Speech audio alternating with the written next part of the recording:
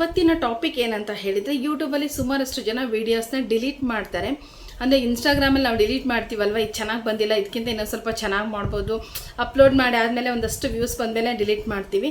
But ಯೂಟ್ಯೂಬಲ್ಲಿ ಏನಕ್ಕೆ delete ಮಾಡ್ತಾರೆ ಅಂತ ಹೇಳಿದರೆ, ಒಂದು ಕಮ್ಯುನಿಟಿ ಪೋಸ್ಟ್ ಬರುತ್ತೆ ಅಂತ ಡಿಲೀಟ್ ಮಾಡ್ತಾರೆ, ಇನ್ನೊಂದು ವೀಡಿಯೋನ ಇನ್ನೊಂದು ಸ್ವಲ್ಪ ಎಡಿಟ್ ಚೆನ್ನಾಗಿ ಮಾಡಬೇಕಿತ್ತು, ಚೆನ್ನಾಗಿಲ್ಲ ಅಂತ ಡಿಲೀಟ್ ಮಾಡ್ತಾರೆ, ಇನ್ನೊಂದು ಬಂದು ಏನಕ್ಕೆ ಅಂತ ಹೇಳಿದ್ರೆ ವ್ಯೂಸ್ ಬಂದಿಲ್ಲ, ವ್ಯೂಸ್ ಬಂದಿಲ್ಲ ಅಂತ ಹೇಳಿದರೆ ಬೇರೆಯವರು ನಮ್ಮ ವೀಡಿಯೋಸ್ನೆಲ್ಲ ನೋಡೋದಿಲ್ಲ ಅನ್ನೋ ಕಾರಣಕ್ಕೋಸ್ಕರ ತುಂಬ ಜನ ವೀಡಿಯೋಸ್ನ ಡಿಲೀಟ್ ಮಾಡ್ತಾರೆ. ಕರೆಕ್ಟ್ ಅಲ್ವಾ ನಾನು ಹೇಳ್ತಿರೋದು?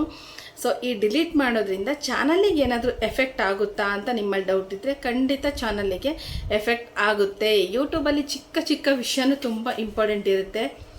ಇಲ್ಲಿ ನಾನು ಕೂತ್ಕೊಂಡು ನಿಮಗೆ ಯೂಟ್ಯೂಬ್ನ ಹಂಗೆ ಮಾಡಿ ಹಿಂಗೆ ಮಾಡಿ ಕ್ರಿಯೇಟ್ ಮಾಡಿ ಅಂತ ಹೇಳೋದು ಈಸಿ, ಬಟ್ ಚಿಕ್ಕ ಚಿಕ್ಕ ಸೆಟ್ಟಿಂಗ್ಸ್ ಇರುತ್ತಲ್ವ, ಅದನ್ನು ನಾವು ಕಲಿತ್ಬಿಟ್ಟು ಅದನ್ನು ನಾವು ಇಂಪ್ಲಿಮೆಂಟ್ ಮಾಡೋದು ತುಂಬಾ ಕಷ್ಟ. ಇದನ್ನು ಕಲಿಬೇಕು. ಮನುಷ್ಯ ಕಲಿತಾ ಹೋದರೆ ಯಾವುದೂ ದೊಡ್ಡ ವಿಚಾರ ಆಗಿರೋದಿಲ್ಲ. ಕಲಿಬೇಕು. ನಾವು ಎಷ್ಟು ತಪ್ಪುಗಳನ್ನ ಮಾಡ್ತೀವೋ ಅಷ್ಟು ಕಲೀಲಿಕ್ಕೆ ಅವಕಾಶ ಇರುತ್ತೆ. ಇದು ನನ್ನ ಗುರುಗಳು ನನಗೆ ಹೇಳ್ಕೊಟ್ಟಿರೋದು. ಸೊ ಇದನ್ನೇ ನಾನು ಫಾಲೋ ಮಾಡ್ತಾ ಬಂದಿದ್ದೀನಿ. ಮತ್ತು ಗೊತ್ತಿಲ್ಲ ಅನ್ನೋ ವಿಚಾರನ ಯಾವತ್ತೂ ನಮ್ಮ ಮನಸ್ಸಲ್ಲಿ ಇಟ್ಕೋಬಾರ್ದು. ಗೊತ್ತಿಲ್ಲ ಅನ್ನೋದನ್ನು ಗೊತ್ತಿಲ್ಲ ಅಂತ ಕೇಳಬೇಕು. ಅಯ್ಯೋ ನಾನು ಗೊತ್ತಿಲ್ಲ ಅಂತ ಕೇಳ್ಬಿಟ್ರೆ ನಾನು ಅವ್ರ ಮುಂದೆ ಚಿಕ್ಕವಳಾಗ್ತೀನ, ಅವ್ರು ನನ್ನ ಬಗ್ಗೆ ಏನು ತಿಳ್ಕೊಂಡ್ಲಿ, ಅವ್ರು ತಿಳ್ಕೊತಾರೆ ಅಂತ ನಾನು ಕೇಳಿಲ್ಲ ಅಂದರೆ ಸೊ ಇಲ್ಲಿ ನನ್ನ ತಿಳ್ಕೊಳೋಕ್ಕೆ ಅವಕಾಶ ಇರೋದಿಲ್ಲ. ಆ ಥರ ಆಗೋಗ್ಬಿಡುತ್ತೆ. ಸೊ ಇವಾಗ ನೀವೆಲ್ಲ ಡಿಲೀಟ್ ಮಾಡ್ತೀರಲ್ವ, ಇದನ್ನು ಡಿಲೀಟ್ ಮಾಡೋದ್ರಿಂದ ಏನಾಗುತ್ತೆ ಅನ್ನೋದಾದರೆ, ಸೊ ನಿಮಗೆ ಬಂದು ವಿಡಿಯೋ ವ್ಯೂಸ್ ಇಂಪ್ರೆಷನ್ ಬಂದು ಕಡಿಮೆ ಆಗ್ತಾ ಬರುತ್ತೆ. ವಿಡಿಯೋ ವ್ಯೂಸ್ ಇಂಪ್ರೆಷನ್ ಕಡಿಮೆ ಆಯಿತು ಅಂತ ಹೇಳಿದರೆ ಏನಾಗುತ್ತೆ ಅಂತ ಹೇಳಿದರೆ, ಸೊ ನಿಮ್ಮ ಚಾನಲಿಗೆ ಜಾಸ್ತಿ ವ್ಯೂಸ್ ಬರೋದಿಲ್ಲ. ಮತ್ತು ಯೂಟ್ಯೂಬರ್ ಏನು ಮಾಡ್ತಾರೆ ಅಂತ ಹೇಳಿದರೆ, ನಿಮ್ಮ ಚಾನಲ್ನ ನೀವೀಗ ಒಂದು ಟ್ರ್ಯಾಕಲ್ಲಿ ಇರ್ತೀರಾ. ಸೊ ಇಲ್ಲಿ ಯಾರ್ದೋ ಒಬ್ರದ್ದು ಚಾನಲ್ಲು ತುಂಬ ಚೆನ್ನಾಗಿ ಓಡ್ತಾ ಇರುತ್ತೆ, ಅವ್ರ ಚಾನಲ್ ಬೆನ್ನಲ್ಲೇ ನಿಮ್ಮ ಚಾನಲ್ಲು ಇರುತ್ತೆ, ಸಿಮಿಲರ್ ಕಂಟೆಂಟ್ ಆ ಥರ ಇರುತ್ತೆ. ಸೊ ಎರಡನ್ನೂ ಪುಷ್ ಮಾಡೋ ಟೈಮಲ್ಲಿ ಎರಡು ಚಾನಲ್ಲು ಪುಷ್ ಆಗ್ತಾ ಇರುತ್ತೆ. ಸೊ ನೀವೇನು ಮಾಡ್ತೀರಾ, ವಿಡಿಯೋ ಚೆನ್ನಾಗಿ ವ್ಯೂಸ್ ಬಂದಿಲ್ಲ ಅಂತ ಹೇಳಿಬಿಟ್ಟು ಅದನ್ನು ಡಿಲೀಟ್ ಮಾಡ್ತೀರಾ. ಗೊತ್ತಾಯ್ತಲ್ವ? ಸೊ ಅವಾಗ ಏನು ಮಾಡುತ್ತೆ, ಒಂದು ವಿಡಿಯೋ ಡಿಲೀಟ್ ಮಾಡ್ತೀರಾ, ಅಷ್ಟಾಗಿ ಇಂಪ್ಯಾಕ್ಟ್ ಆಗೋದಿಲ್ಲ. ಇನ್ನೊಂದು ವಿಡಿಯೋ ಏನು ಮಾಡ್ತೀರಾ, ಕಮ್ಯುನಿಟಿ ಬಂದಿದೆ ಅಂತ ಹೇಳಿಬಿಟ್ಟು, ಅಂದರೆ ಕಮ್ಯುನಿಟಿ ಪೋಸ್ಟ್ ಬಂದಿದೆ ಅಂತ ಹೇಳಿಬಿಟ್ಟು ನೀವೇನು ಮಾಡ್ತೀರಾ, ಅದನ್ನು ನೀವು ಡಿಲೀಟ್ ಮಾಡ್ತೀರಾ. ಬಟ್ ಅದು ಮಾನಿಟೈಸೇಷನ್ ಆನ್ ಆಗೋವ್ರಿಗೂ ಏನು ಪ್ರಾಬ್ಲಮ್ ಏನಾಗಲ್ಲ. ಈವನ್ ಮಾನಿಟೈಸೇಷನ್ ಆನ್ ಆದಮೇಲೂ ನೀವು ಯಾರ್ದಾದ್ರೂ ಕಂಟೆಂಟನ್ನು ರೀಯೂಸ್ ಮಾಡಿದ್ದೀರಾ ಅಂತ ಹೇಳಿದರೆ, ಅದು ಒಂದು ಕಂಟೆಂಟ್ದು ಯಾರ್ದು ಯೂಸ್ ಮಾಡಿರ್ತೀರಲ್ವ, ಅದು ಬಂದು ಅವ್ರಿಗೆ ರೆವಿನ್ಯೂ ಹೋಗುತ್ತೆ. ಅದರಿಂದ ಅಷ್ಟೊಂದು ಇಂಪ್ಯಾಕ್ಟ್ ಏನು ಆಗೋದಿಲ್ಲ. ಆಮೇಲೆ ಇನ್ನೊಂದು ವಿಡಿಯೋ ಎಡಿಟಿಂಗ್ ಸರಿ ಇಲ್ಲ ಅಂತ ಹೇಳ್ಬಿಟ್ಟು ಡಿಲೀಟ್ ಮಾಡ್ತೀರಾ. ಸೊ ಅಲ್ಲಿಗೆ 3 ವಿಡಿಯೋ ಡಿಲೀಟ್ ಮಾಡ್ತೀರಾ. ಇವ್ರ ಟ್ರ್ಯಾಕಲ್ಲಿ ನಿಮ್ಮ ಟ್ರ್ಯಾಕಲ್ಲಿ ಎರಡನ್ನೂ ವಿಡಿಯೋ ಇರುತ್ತಲ್ವ, ಇವ್ರದ್ದು ಮುಂದೆ ಹೋಗ್ತಿರುತ್ತೆ, ನಿಮ್ದನ್ನು ಹಿಂದೆ ಮಾಡ್ತಾ ಇರುತ್ತೆ, ಮಿಡ್ಲಲ್ಲಿ ಬೇರೆ ಯಾರೋ ಬಂದು ಸೇರ್ಕೊತಾರೆ.